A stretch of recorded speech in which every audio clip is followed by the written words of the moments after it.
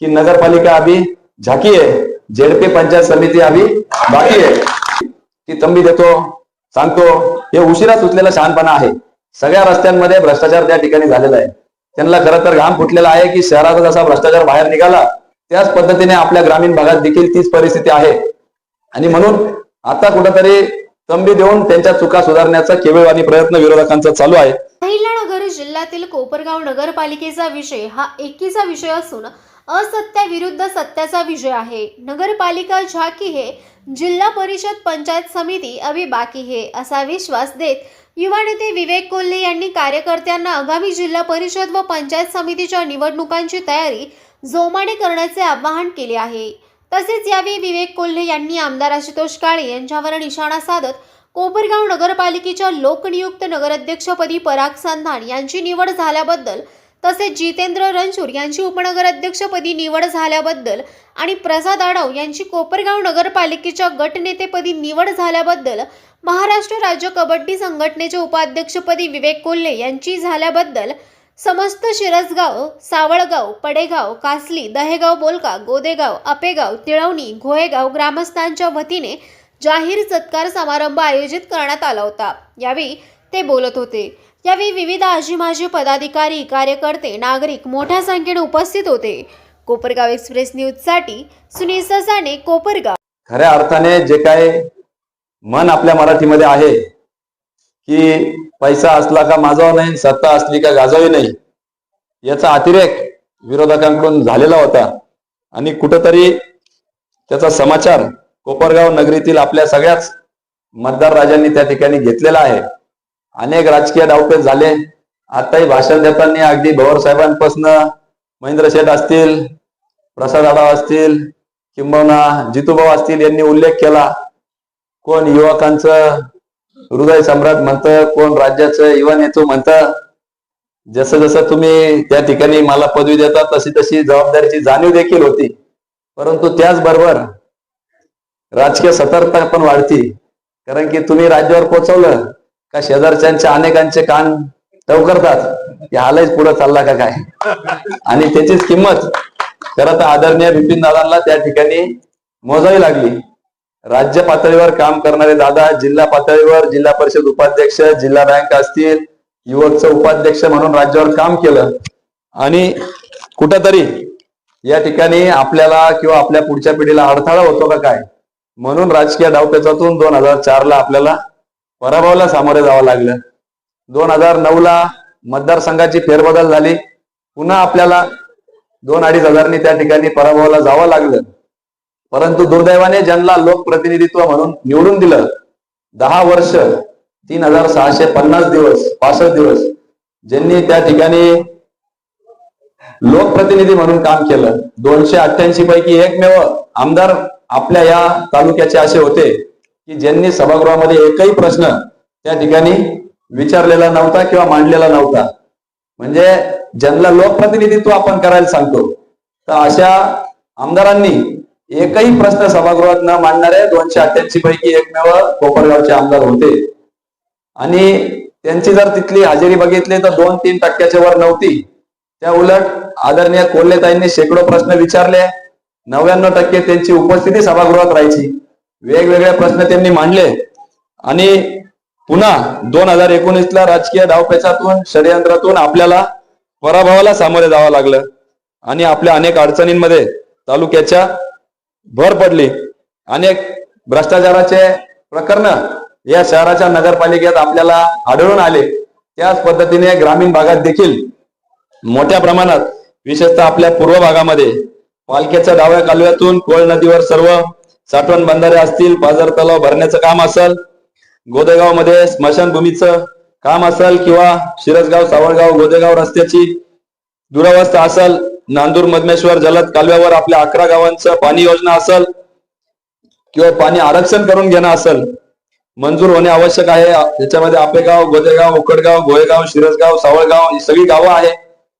त्याचप्रमाणे पालखी डाव्या कालव्याचे पोटसाऱ्यांचं काम असेल, अनेक जिल्हा परिषद शाळांमध्ये त्या ठिकाणी शिक्षक उपलब्ध नाहीये. असे अनेक प्रश्न खरं तर आपले प्रलंबित आहे. आणि कुठंतरी सत्तेमध्ये त्या ठिकाणी गेल्याशिवाय या प्रश्नांना वाचा फोडता येत नाही. मगाशी माझ्या आधीच्या वक्त्यांनी सांगितल्याप्रमाणे जिल्हा परिषद पंचायत समिती 2016 पासून खरं तर विरोधकांच्या ताब्यात आहे. एवढंच नव्हे तर जिल्हा परिषदचे अध्यक्ष त्यांच्या सासूबाई त्या ठिकाणी होते, परंतु लक्षणीय असं कुठलंच काम आपल्या परिसरात झालेलं आपल्याला आढळून येत नाही. आणि म्हणून कुठंतरी त्या ठिकाणी सत्तेची मस्ती आल्यामुळं भ्रष्टाचार, टक्केवारी पद्धत आणि त्यामुळं पसरलेला अराजकता आणि अधिकाऱ्यांमध्ये कुठलीही त्या ठिकाणी भीती नाही. एकीकडे मी मारल्यासारखं करायचं, दुसरीकडे त्यांनी लागल्यासारखं करायचं. कालची बातमी जी परागजी संधान साहेबांनी वाचून दाखवली की तंबी देतो, सांगतो, हे उशिरा सुचलेला शहाणपणा आहे. सगळ्या रस्त्यांमध्ये भ्रष्टाचार त्या ठिकाणी झालेला आहे. त्यांना खरं तर घाम फुटलेला आहे की शहराचा जसा भ्रष्टाचार बाहेर निघाला, 72 किलोमीटर शहरातल्या तिथं 75 कोटी रुपये खर्च झाले. म्हणजे असा सगळा भ्रष्टाचार आणि कुठलंही काम त्या ठिकाणी एक अतिशय निकृष्ट दर्जाचं काम झालेलं आहे. त्याच पद्धतीने आपल्या ग्रामीण भागात देखील तीच परिस्थिती आहे. आणि म्हणून आता कुठंतरी तंबी देऊन त्यांच्या चुका सुधारण्याचा केविळवाणी प्रयत्न विरोधकांचा चालू आहे. परंतु आता वेळ निघून गेलेली आहे. त्यांना वाटलं की आपण आमदारकीला जणू काही एवढं सगळं मताधिक्य त्यांच्या एकट्यामुळे मिळालं. अनेकदा त्यांनी त्या ठिकाणी भाषणात सांगितलं की आम्ही कुठं म्हटलो त्यांना थांबा, दम होता तो उभं राहायचं होतं. असे वेगवेगळे वल्गना खरं तर त्यांनी करून आपल्या कार्यकर्त्यांनी प्रामाणिक केलेल्या कामाचं हिनवण्याचं काम त्यांनी केलं. आणि म्हणून अधिक जोमाने आपण त्या ठिकाणी पेटून शहरामध्ये आपण दाखवलं की खरं तर 40,000 मतदान त्यांना त्या ठिकाणी आमदारकीला मिळालेलं होतं. परंतु तेच 40,000 मताधिक्य नगरपालिका एका वर्षाच्या आत 18,000च्या आत ते आणलं आणि त्यांची जागा शहरवासियांनी दाखवून दिलेली आहे. म्हणून आपल्याला देखील या ठिकाणी खरं तर ज्यांची जेवढी लीड त्यांना मिळाली होती शहरामध्ये 18,000च्या वर लीड होती, तेवढं सुद्धा मताधिक्य त्यांच्या उमेदवाराला त्या ठिकाणी मिळू शकलेलं नाही. आणि म्हणून आपल्याला देखील भविष्यामध्ये या सगळ्या गोष्टीकडे जर लक्ष द्यायचं असेल तर निश्चितपणाने जिल्हा परिषद पंचायत समिती ही ताब्यात घेतल्याशिवाय आपल्याला जमणार नाही. आणि म्हणून मला कार्यकर्त्यांना सांगणं राहील की नगरपालिका अभी झाकी आहे, झेडपी पंचायत समिती अभी बाकी आहे. आपल्याला जोमाने कामाला लागायचं आहे. आणि आपला असा उत्स्फूर्त प्रतिसाद बघता मला खात्री पटलेली आहे की येणाऱ्या झेडपी पंचायत समितीमध्ये आपण गुलाल घेतल्याशिवाय राहणार नाही, याची मला खात्री पटलेली आहे. परंतु एक दिलाने एकजुटीने, नाही तर तिकीट तिकडे गेलं, इकडे गेलं, याला मिळालं चाललो मी, असं करू नका. पार्लिमेंटरी बोर्ड ज्याला तिकीट देईल त्याला आपण त्यांच्या पाठीमागे उभं राहायचं आहे. कारण की आपल्याला माहिती आहे की आपल्या ग्रामपंचायती, आपेगाव ग्रामपंचायत सरपंच इथं बसलेले आहे. अनेकदा छोट्या प्रश्नांसाठी देखील आपल्याला व्हिडिओ असेल त्या ठिकाणी धडकावं लागतं. आणि म्हणून अधिकाऱ्यांनी जर आपल्याला भांडायचं असेल, कारण की परागजी संधान साहेब यांच्या बरोबर नगरपालिकेच्या अनेक प्रलंबित प्रश्नांसाठी मंत्रालयात जावं लागणार आहे. परंतु त्याचबरोबर ग्रामीण भागातील देखील प्रश्न जर आपल्याला सोडवायचे असतील तर या सत्ता केंद्र आपल्या हातात असणं फार गरजेचं झालेलं आहे. अनेक प्रश्न आपले सोडवायचे आहे. पाण्याचा प्रश्न असेल, आमच्या युवकांचा रोजगाराचा प्रश्न असेल.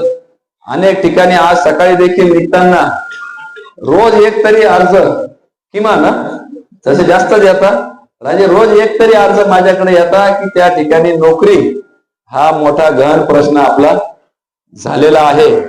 आमचे युवक माग बसलेले असतील, व्हॉट्सअप, रील, फेसबुक इकडं व्यस्त असतात, परंतु कुठंतरी बेरोजगारी हा मोठा प्रश्न आपल्याला भेडसावतो आहे.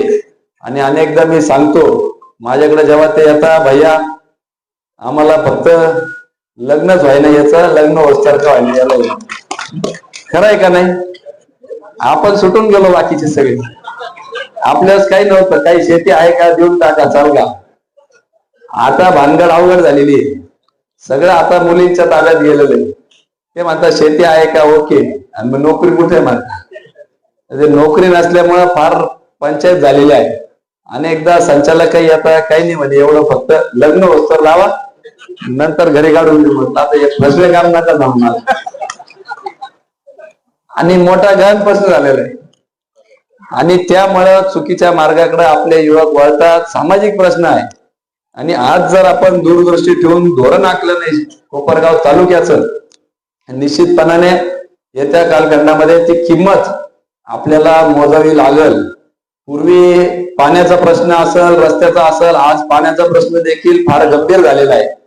सिंचनाचं पाणी आज जर बघितलं तर पाण्याचं आरक्षण त्या ठिकाणी पिण्याचं 58% गेलेलं आहे. आपल्याला जे पाणी येतं ते 20-21% जवळपास औद्योगिकरणाचं आरक्षण आहे. खाली शिल्लक राहिलं फक्त 21%. त्या 21% आपल्याला सिंचनाला त्या ठिकाणी पाणी आपल्याला मिळतं. काही नाही इकडं काय चालू इकडं बघा, ते सिंचनाचं पाणी आपल्याला फक्त 21% राहिलेलं आहे. आणि ते जर आज लोकसंख्या वाढती आहे, हे जे मी आता गावांचं नाव घेतलं त्यांचं पिण्याचं पाणी आरक्षण करायचं आहे. शहराची लोकसंख्या वाढलेली आहे, त्याचं पिण्याचं पाणी आरक्षण वाढणार आहे. सिंचनाला फार कमी पाणी त्या ठिकाणी शिल्लक राहणार आहे. म्हणून पश्चिमेचं पाणी पूर्वेकडे असेल किंवा आपलं हक्काचं 11 TMC पाणी असेल, या सगळ्या गोष्टी आपल्याला त्या ठिकाणी अधिकाराने भांडायच्या असतील तर कुठंतरी आपल्या तालुका आपल्या मागे भक्कमपणे उभा आहे याची जाणीव राज्यकर्त्यांना आपल्याला करून द्यावा लागणार आहे. आणि म्हणून हे जे निवडणुका आहेत त्या महत्वाच्या आपल्यासाठी होऊन बसलेल्या आहेत. औद्योगिकरणाच्या दृष्टिकोनातून आमच्या युवकांना अनेक संधी त्या ठिकाणी उपलब्ध करून द्यायची आहे. उद्योग समूहाच्या माध्यमातून आपण काही करतो आहे. महिला भगिनींसाठी विशेषतः गृह उद्योगाच्या दृष्टिकोनातून आपण काही पुढाकार घेतलेला आहे. घर बसल्या त्यांना 8 ते 15 हजार रुपये महिन्याला कसे मिळतील याकरता आपण प्रयत्नशील आहोत. त्या ठिकाणी अगरबत्ती, फुलवात किंवा कापूर वडी किंवा त्या ठिकाणी बॉलपेन बनवण्याचे काही गृह उद्योगाच्या कंपन्यांशी आम्ही बोलणं केलेले आहे. ते आपल्याला सगळं काही पुरवणार आहे आणि पर्यायाने आपल्याकडून ते विकत घेणार आहे. त्या बदल्यात त्या महिलांना रोजगार देण्याचं आपण नियोजन आखलेलं आहे. युवकांसाठी देखील आपल्या या ठिकाणी धोत्रेची स्मार्ट सिटी जर लवकर झाली तर निश्चितपणाने त्या ठिकाणी देखील आपल्याला नवीन संधी आपल्यासाठी उपलब्ध होईल. असे अनेक प्रश्न खरं तर आपल्याला इथून पुढच्या कालखंडामध्ये सोडवायचे आहेत. त्याकरता आपल्याला येणार निवडणुकीमध्ये डोळ्यात तेल टाकून आपल्याला सामोरे जायचं आहे. आणि म्हणून आपल्याला तयारीला आजपासूनच खरं तर हा प्रचाराचा नारळ समजून आजपासूनच आपण तयारीला लागलं पाहिजे अशी माझी सगळ्यांना या निमित्ताने विनंती राहील. लागायचं ना? काय हो मध्ये काही दम दिसा ना? हा ना, लागायचं का नाही? हा म्हणजे निवडणुकीच्या तयारीत बरं का, पाडापाडीच्या नाही, लागायचं ना निवडणुकीच्या तयारीला. सगळ्या गावांनी सगळ्या पूर्व भागांनी पुन्हा आपल्याला ही मोर्चेबांधणी आपल्याला करायची आहे. पुन्हा एकदा नव्या उमेदीने नव्या जोमाने आपल्याला कामाला लागायचं आहे आणि या सगळ्या निवडणुका आपल्याला खेचून आणायच्या आहेत. आपल्याला खात्री देतो की राज्याचे नेतृत्व आदरणीय देवेंद्रजी फडणवीस साहेब यांनी आपल्याला सांगितलेलं आहे की जिल्हा परिषद पंचायत समिती नंतर तुम्ही ताब्यात घ्या. निश्चितपणाने तुम्हाला गुड न्यूज त्या ठिकाणी दिल्याशिवाय राहणार नाही असं त्यांनी आपल्याला सांगितलेलं आहे. त्याचप्रमाणे पुनश्च एकदा सगळा जो काय कार्यक्रम या ठिकाणी आयोजित केला, कारण की 9 वाजले, आपल्याला नवीन वर्षाचा हा 13वा दिवस आहे. आपल्या सगळ्यांना नवीन वर्षाच्या शुभेच्छा देतो. सरतं वर्ष आपल्याला चांगला गेलेला आहे, गुलालीने शांत झालेली आहे. ह्याही वर्षाची गुलालाने सुरुवात होईल अशी या निमित्ताने अपेक्षा व्यक्त करतो. आपल्या सगळ्यांना नवीन वर्षाच्या शुभेच्छा देतो. येणारे वर्ष सुख समृद्धी भरभराटी आरोग्यदायी आनंदमय जाऊ. तसेच संक्रांतीच्या शुभेच्छा देतो. जे जे इच्छुक असतील नसतील, वेगवेगळ्या पदावर आहे, कार्यकर्ते आहे, सभासद आहे, सदस्य आहे, त्यांनाही तिळगुळ घ्या, गोड गोड बोला. फक्त संक्रांती पुरते नव्हे तर वर्षभर बोला आणि सगळ्यांना तळागाळापर्यंत आपल्या योजना वेगवेगळ्या माध्यमातून पोहोचण्याचा प्रयत्न करा आणि आपल्यासा करण्याचा प्रयत्न करा. आपल्यालाही संक्रांतीच्या शुभेच्छा देतो.